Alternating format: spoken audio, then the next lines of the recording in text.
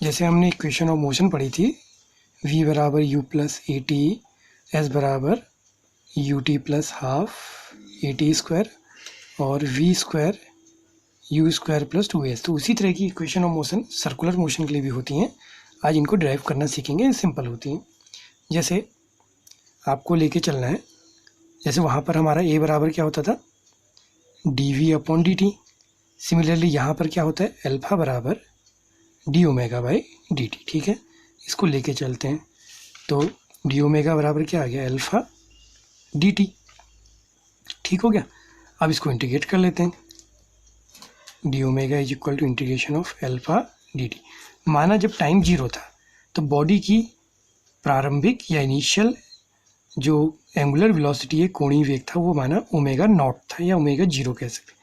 जब time T हुआ उसका एंगुलर वेलोसिटी मान लिया ओमेगा होगी।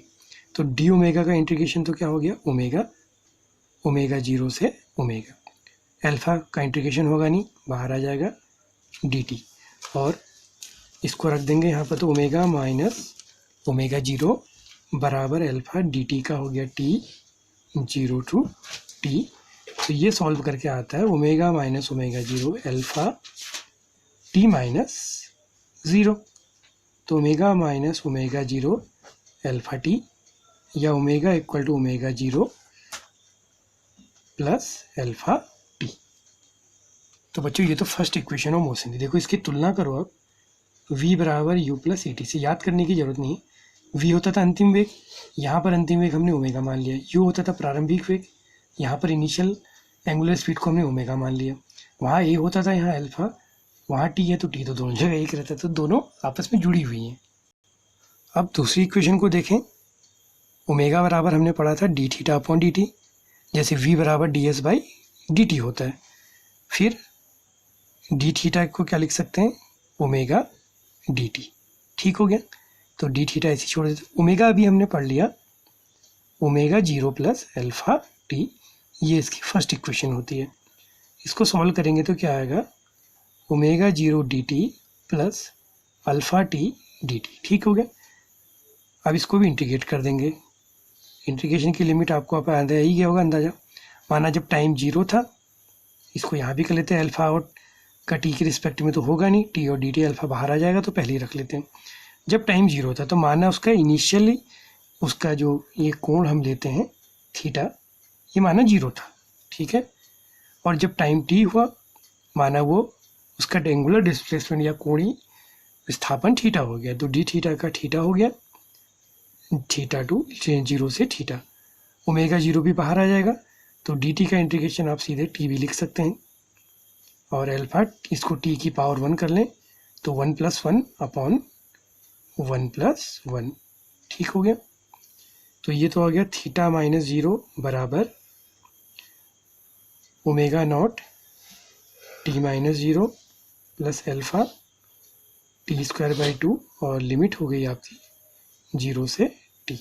तो ये तो सॉल्व हो गया, थीटा माइनस जीरो थीटा हो गया, omega zero t plus alpha, limit रखी पहले टी की जगह टी रखा तो टी स्क्वायर बाई टू, फिर जीरो स्क्वायर बाई टू।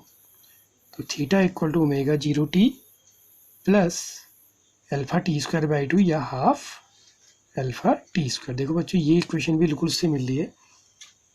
वहाँ होता था एस बराबर u t plus half a t square. S की जगह यहाँ थीटा हो गया, यू की जगह ओमेगा जीरो हो गया, हाफ हाफ ऐसी रहा, यहाँ ए होता था, यहाँ अल्फा। तो ये आप एक अगर वहाँ की याद करेंगे तो यहाँ की बन जाती। तो बच्चों अब थर्ड इक्वेशन देखते हैं। जैसा वहाँ किया था वही प्रोसेस यहाँ है। वहाँ हम लोग क्या करते थे, ए बराबर d v by d t लेते थे, फिर क्या करते थे, d v upon d s से मल्टीप्लाई और डिवाइड करते थे। तो सेम प्रोसेस यहाँ भी करेंगे। वहाँ डी एस था तो यहाँ डी थीटा होता है, तो क्या करेंगे, d omega by d theta into d theta by d t. तो ये तो बन गया ओमेगा। ठीक। तो alpha equal to omega d omega divided by d theta. ठीक है। तो ओमेगा डी ओमेगा बराबर अल्फा डी थीटा। इसको इंटीग्रेट कर लेते हैं। माना जब डिस्प्लेसमेंट जीरो था, उसकी इनिशियल एंगुलर स्पीड थी ओमेगा, जब डिस्प्लेसमेंट थीटा हुआ उसकी एंगुलर वेलोसिटी हमने ओमेगा मान ली। तो ओमेगा का इंटीग्रेशन पावर वन है, तो omega square by to omega naught से ओमेगा अल्फा कॉमन आ जाएगा, डी थीटा का थीटा 0 से थीटा।